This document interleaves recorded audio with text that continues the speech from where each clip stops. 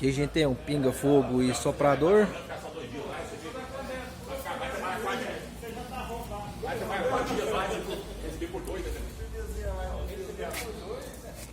As bombas costal. E na parte superior